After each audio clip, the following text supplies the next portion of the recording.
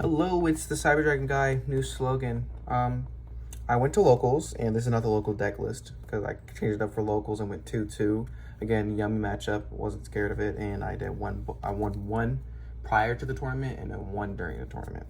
So I take those as wins. They were new players to Yummy, but they definitely didn't know some stuff. But yeah, light work. So now I'm gonna give you a full Cyber Dragon breakdown of this deck. Mine's definitely different than other decks. I know, right? So the way I'm going to be doing this is I'm going to break it down into the packages. I'm going to explain some stuff separately, and then I'm going to show your starters and your other stuff. So, best starter, Cyber Dragon Core. This is your Cyber Dragon package. 2 your Cyber Dragons, 1 Hertz, 1 Naxter, 1 Jormungandr. And then I consider this all one package, even though they're two different things that support each other. You got your 3 Cyber Dark Claws, 1 Cannon, 1 Edge, 2 Chimera, 1 Worm. So I'm pretty sure this is equal amount of Cyber Dragon and equal amount of Cyber Dark, and they pretty much just coexist together with Light and Dark. So with this package, with the it's really strong. It can set up about 6 negates on the board, can get you more negates. It's really strong. That's pretty much all I'm going to say for this. But go deeper into your Cyber Dragon Core on normal summons, a mandatory trigger effect to where it gets you a Cyber Speller Trap, Cyber Dragon Speller Trap, one of the two, right? So your Cyber Dragon, well, it's the name of the field, add 1 Cyber Speller Trap from your deck to your hand. Really strong. Your Cyber Dragon is able to special summon itself to the field if your opponent controls a monster, which is also really good. Strong for extending if you need it, and it's a good thing for your Clockwork Knight, which can get you to your contact fuse if you have Clockwork Knight, if all your opponent's monsters are machines. Lord, that took forever.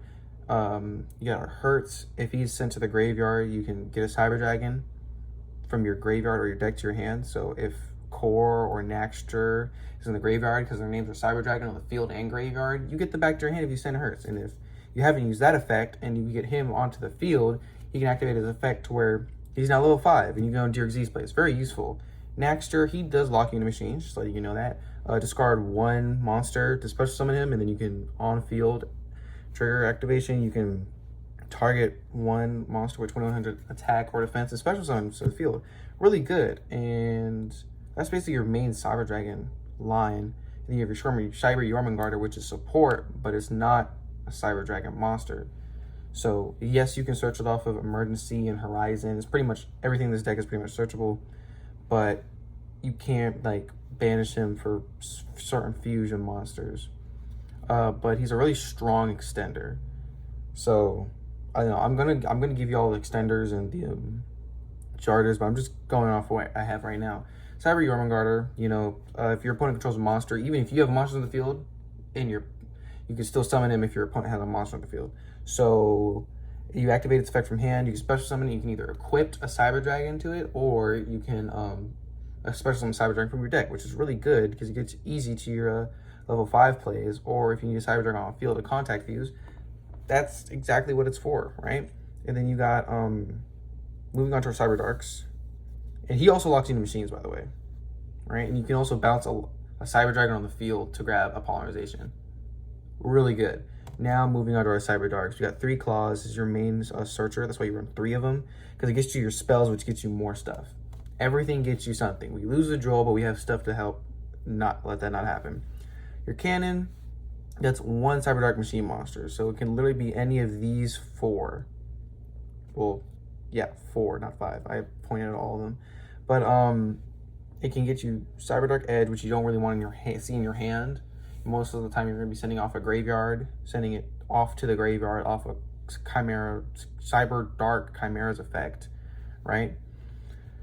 So Edge doesn't really matter. And then Cyber Dark Chimera gets you your Power Bond, which is also really important. So it's really important that you have 2 of these, because if you lose your one, what's the other one, right? And it also sets up something to get your 3 on King Regulus by sending a Clockwork Knight from your hand. to the graveyard, so you can search your power bond. You know, it all coexists. And then you got your worm, really strong extender. It gets you a cyber spell from your graveyard back to your hand after special summoning it, just by resolving the rest of its effect. It's level 5, has 2100 defense, aka Xyz, and you can summon off an extra if you need it. Its name becomes Cyber Dragon in the graveyard, so you can use it as fusion summons. Really good.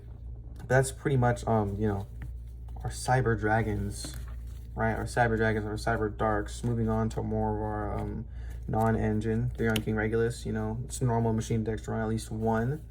We're just gonna move that over there because then we're gonna go 3 Ash, 1 Droll, 1. What was it called? Prime with the Nibiro Beam. The prime. You know what? Nib. We're just gonna say Nib.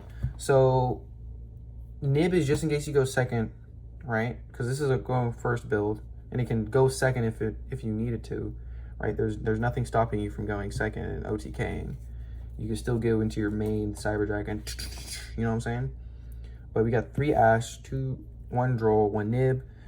We have Droll and Lockbird in here because one, we lose the Droll and Lockbird, so that's why we play, if I can find it, Crossout Designator. And it can Crossout Designator also helps if you don't have Callby in your hand. You can get Ash, you can get Nib, you know what I'm saying? But you can protect yourself from Nib. So I'm thinking about cutting this and adding a Ghost Spell, which is really good for a Yummy matchup because at least having a Ghost Spell is very useful. So, but for my ratios for this, I was thinking about cutting down 1 Ash Blossom. I know, scary, right? And cutting the Nib and adding 2 Ghost Spells because 1 Yummy matchup, and then because that's really strong. And so, yeah, that's pretty much it. Only thing I'm worried about with this deck is going against K9 because you activate a lot of effects. Not really a lot of effects, but a decent amount of effects from your hand to get your stuff. But I am thinking about cutting 2 of these to run 2 Ghost Spell for that Yummy matchup. So, which is really important. That's pretty much it for our non-engine. Moving on to our spells, right? 3 Cyber Emergency. They basically search you your Cyber Dragons. They search you your Jormungandr. They search you pretty much anything that's pretty much your light machines. Searches you anything. 1 Eternal. I have this so you can get out the biggest boss monster and still get the monster you sent away back to the field. I'll explain all that probably at the end of the video, right? But it's basically a monster reborn for a cyber fusion summon monster that you've already summoned, right? Really good. Moving on to our Cyber Dark stuff, we're gonna go to Cybernetic Horizon. Always treat it as a Cyber Dark card, so searchable, okay, guys, right? And what's really important is that you run 2, because 3 you've seen in your hand too much. You don't have any other spells. 1, you don't see it as much as you need to, and you can only get it by searching. So definitely kind of weird for ratios, but Cyber Dark Realm. 1 of them, because again, everything's easily searchable. It's kind of going hypocritical off of what I said last time, like there's not enough Horizon, not enough Realm. I am thinking about bumping it up to 2, but then I'd have to sacrifice one of my Clockwork Knights, which I run at 2. And I'll explain that a little later. But it basically gets you your Cyber Dark monsters that are not already in your graveyard, and it gets you that additional normal summon that you need for your plays.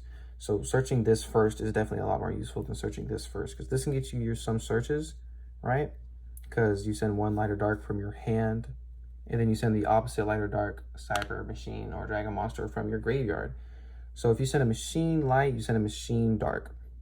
That's pretty much how it works, and vice versa. And then you can add basically any of your cyber stuff. This basically gets you your entire deck. And then, yeah, that's that. And then you can send 1 extra deck. I'm pretty sure it's a Fusion Cyber Monster from your deck. And you're usually either turn 2, you're sending this, which you can banish from your graveyard to protect your Fusion Monsters from targeting and from being destroyed. So they're basically untouchable, unless, you know, they're banished or non-target pop.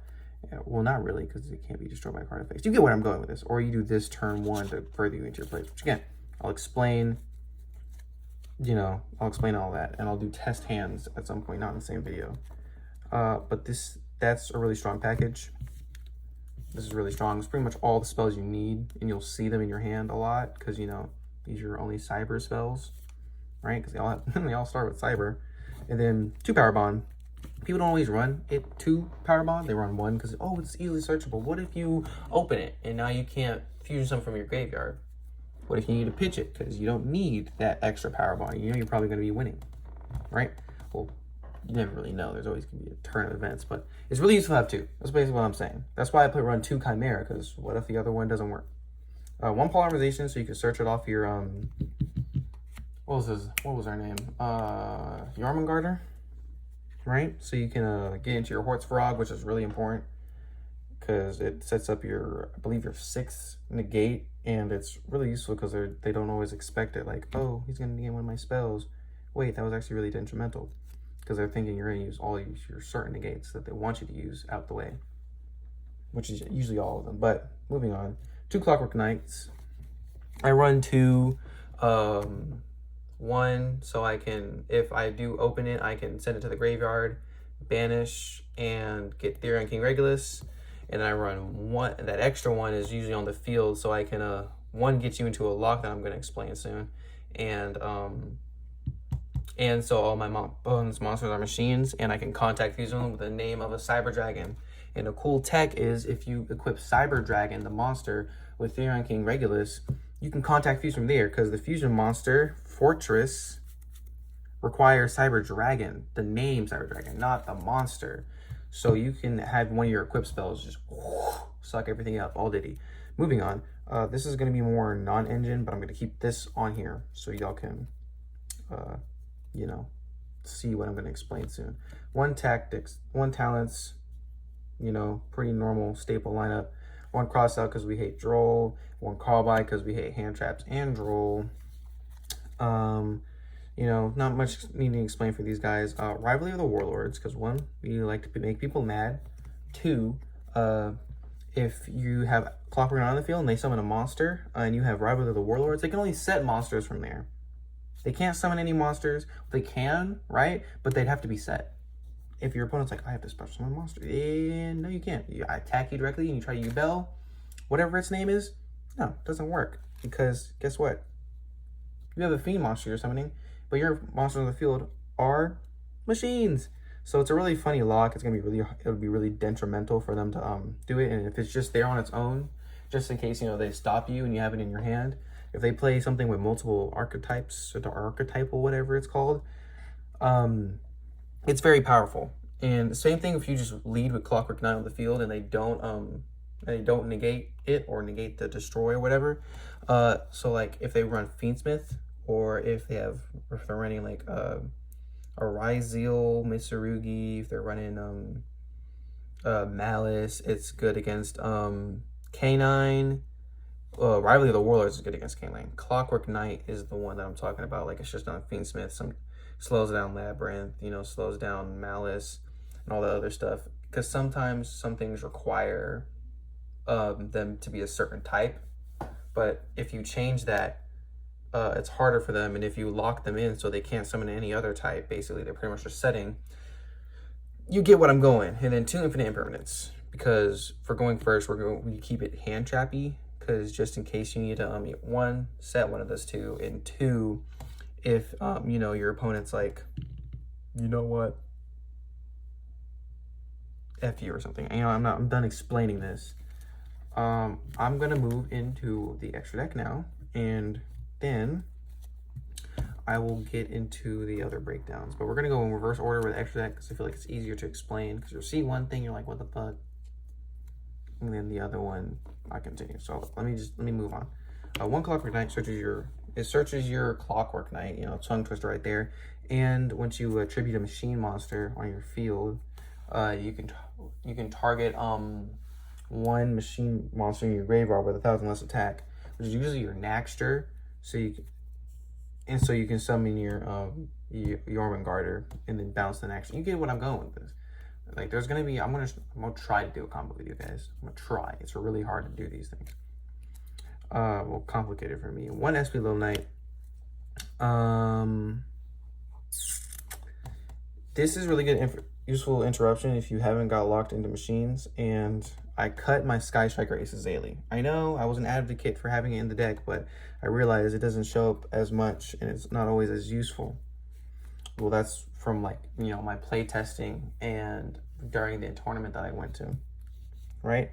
So luckily I picked up a Typhon to replace it, which was what I was really going to do, right? But it's kind of scary to have other types in the extra deck that are not machines, because you won't always be able to summon them under locks. Usually like turn 1, like SP Little Knight, you can't special summon him under a machine lock. That can be like for turn 2 if you need to do anything crazy, right? Same thing with Typhon. But then one Seeger, because especially if you get Seeger on the field and you don't have enough materials to fusion summon into Herosfarog, if you manage to get him, just him on the field, it is useful so you can fuse summon into Herosfarog. That sounded really scripted, oh my lord. And then one Nova, you already know, rank 5, so you can go into Infinity. But this basically helps you extend into your plays for your Herosfarog, right? Because I'm talking about that a lot, because sometimes it's hard to go into him with some of the things you set up, right? Because there's a lot of moving pieces, so you really have to lock in when you're playing this deck sometimes. Well, you know, have fun, right? But sometimes things get complicated. You gotta use your brain a lot. This summons you to Cyber Dragon, which you need on the field to either A, link into Seeger, so you go to Herosfarog if you need to do it, or because usually you're sending your Cyber Dark Worm, so you can have 5 names in your five Cyber Darks in your graveyard for your fusion summon, which is really important. Okay, your Infinity, you know, negate, big suck, all ditty, more attack. There's no really explanation. It's a Cyber Dragon card too. One Typhon. I replaced this with Sky Striker Ace Azalea because I haven't seen Azalea as much. I feel like turn 2, I'm more like turn 3 if I need it, right? I can just Typhon, bounce their monster, right? I don't always need to have big negates or big disruptions, because your monsters do get big, right? And if you're locked into machines, it's useless. But you know what I'm saying. So moving on. Divine Arsenal AA Zeus. You know, attack with Typhon, Zeus. Attack with Infinity, Zeus, right? I don't need to explain it. It's pretty much a board wipe if you need it. It's a 3,000 attack. I can't really explain this, guys. And then moving on to our fusion monsters. What the flip? Sorry, it was in the wrong order. I like to have my thing organized. One Chimera Tech Rampage. You're usually sending some lights off of this, and then, you know, to get your additional attacks and to attack further. Very strong. Normal Cyber Dragon decks would run this at 2 and would use one of them as an Xyz material. I get it, right? But we're not a normal Cyber Dragon deck. This is my Cyber Dragon deck, which I'm gonna say is just stronger because we do it better. You know, very strong. Use something that's turn 2 off a Power Bond and just boom, boom, boom, because you can like use as many materials as you want and pop that many cards, that many spell or trap cards on the field. So it's basically your own Lightning Storm, right? And then you get one Herosfarog, you know, 2 Light Machine monsters, not a direct Cyber Dragon name, whatever, but it's really good for a spell negate to put on the field just in case either 1, you got a jank board, 2, you go full combo, but you know, which you will do at some point, you know what I'm saying? Really useful. And then 1 Chimera Tech Fortress is basically a big suck for your monsters as long as you have Cyber Dragon names somewhere on the field, right? And you say open game state, they're like, okay. And then you said, I'm going to contact use everything, you know, big suck, all ditty. You have to say it just like that. And then bada bing, bada boom, you got a monster. 1,000 attack for each monster you used to suck with it. So incredibly useful, you know what I'm saying? All right, hopefully the glare isn't bothering you guys. Chimera Tech Mega Fleet is basically an extra deck, extra monster zone suck, right? But it has to be a Cyber Dragon monster. So you don't have to have a name Cyber Dragon, it just has to be a Cyber Dragon monster. You feel me? Right? And then 1 Eternity, you barely summon it, but again, if you're playing up against Yummy, summon a big monster. That's it. And then they can't get over it, and if they have good protection on it, they can't touch it now, which is very, you know, troublesome for them because they can make their monsters a decent size, but they're not as big as the monsters you summon. You get what I'm saying? As long as you can attack over it, get rid of their field spell and or manage to interrupt them into a point where they can't do anything, you win. You win. That's a lot of things with, like, you know, most decks. Most detrimental card that help them play, big monsters, control the board. That's really how you win almost every game, unless you're like OTK, right? Cyber End Dragon, he's really useful to send to the graveyard. It gets you full combo turn 1. I will pop it up on the screen at some point. I'll probably tell you after I'm done with the extra deck. But you're usually sending him to equipped onto him. And then if you have Cyber Eternal, you'll tribute him equipped with Cyber End Dragon, which is Cyber Darkness Dragon, to get this guy out. Cyber Eternal Monster Reborn, him, activate his effect. Since he's an old card, you know, soft once per turns. Bam, you equipped him back, and he gains the attack. Really strong. Talking about Cyber Darkness, we're just going to plop him right up here. So basically, any equipped card you control can be used as a negate activation and destroy as long as you send it to the graveyard. What? Did you hear that correctly? Yes, you heard that correctly. As long as you have equipped cards in your back row, which is going to be usually the estimate of 2 to 3, that's a negate that you can throw off of that. So you don't use Therion King Regulus until you sent his equipped card off of Darkness. You want to know why? Because Therion can still activate without its equipped card. It's just a summoning condition. Hold on. I just cooked right there. But that's really strong, and it gets attack for anything it equips to itself, right? Which is usually only off of its summon. And then, you know, a summoning condition, you attribute him equipped with Cyber End Dragon to get to your bigger boss monster. Not as useful, but it's also really useful. Cyber Dark End Dragon.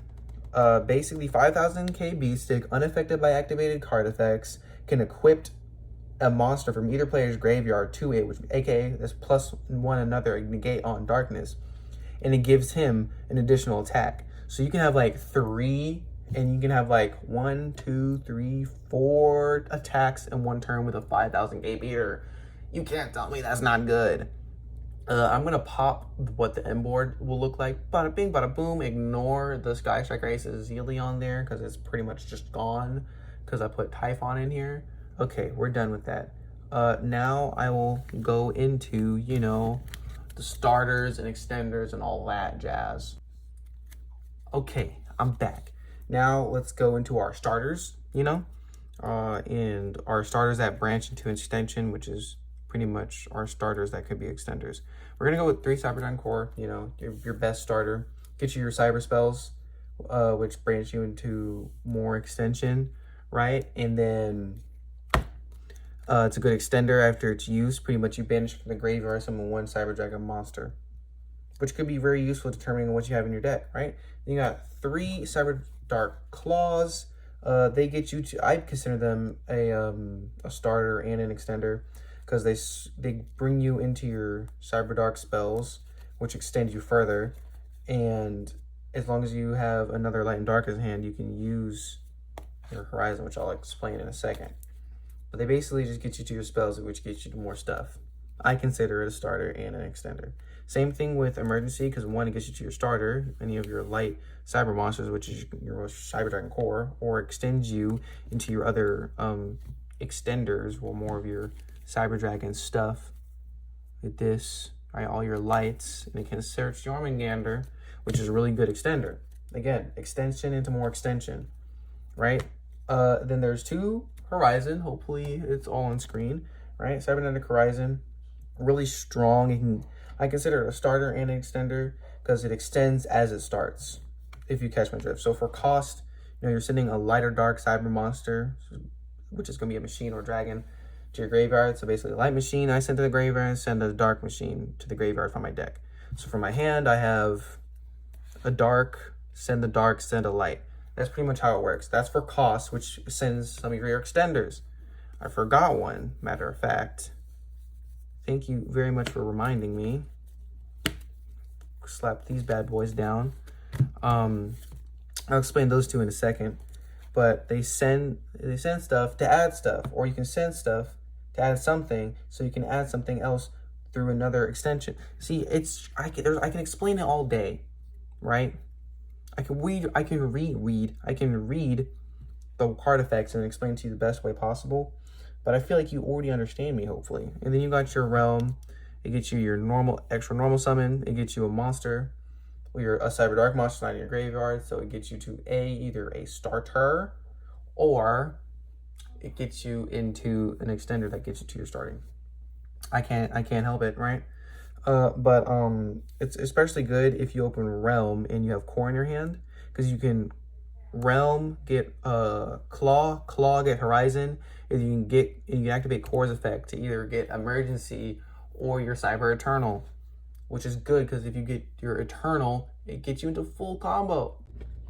For the other extenders that I forgot about is our Cyber Dark Worm and our Cyber Jormungandr.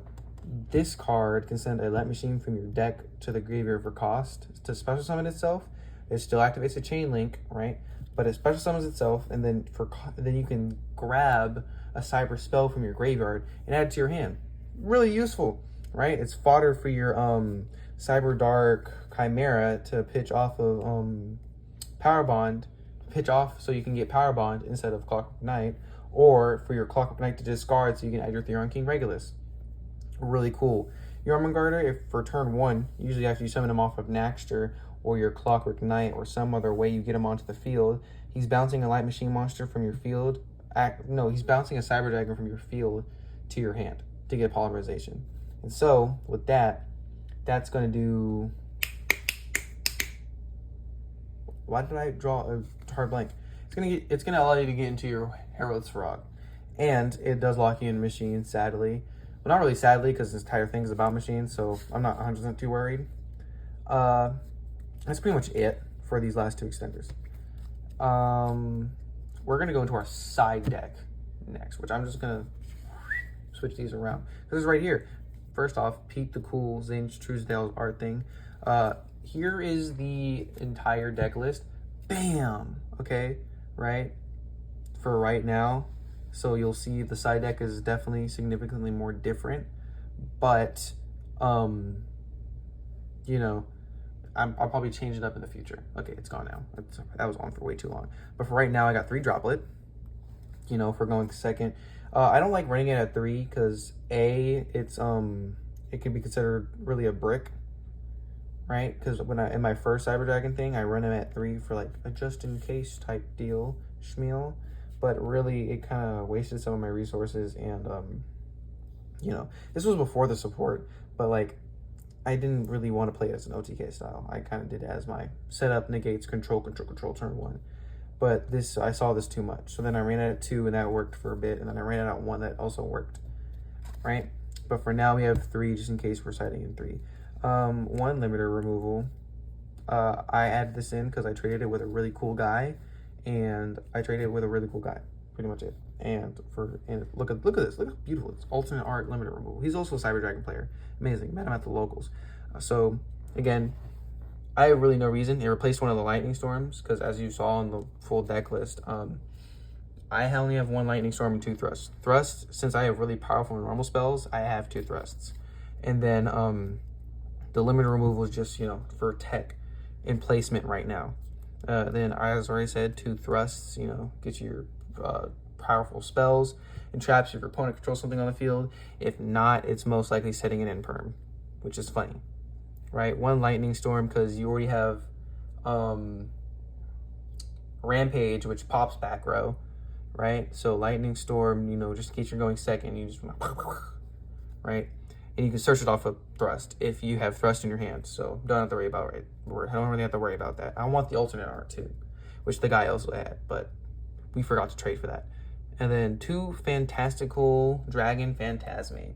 So with this one, right now I just have it in as like a placeholder, but I heard it's definitely a little more better in today's meta. So, you know, side deck update maybe? Not sure. 3 Ghost Spell.